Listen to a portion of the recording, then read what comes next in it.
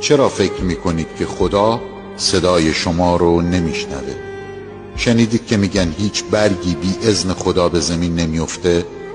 پس برای چی فکر میکنید اون آدم هایی که شما رو تحقیر کردن و نادیده گرفتنتون و کاری کردن که احساس حقارت کنید و همه جا بد شما رو گفتن رو خداوند نمیدونه؟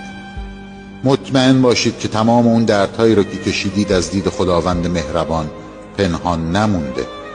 خداوند همه بیمهری ها رو نسبت به شما دیده، تمام اشکاتون رو شمرده و دیده و میبینه.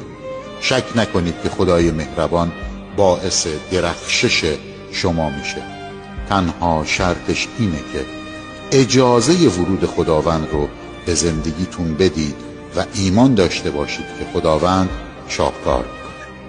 الهی الهی دنیا برات بسازه، الهی الهی دلت به غم نبازه، الهی الهی دنیا برات بسازه، الهی الهی دلت به غم نبازه.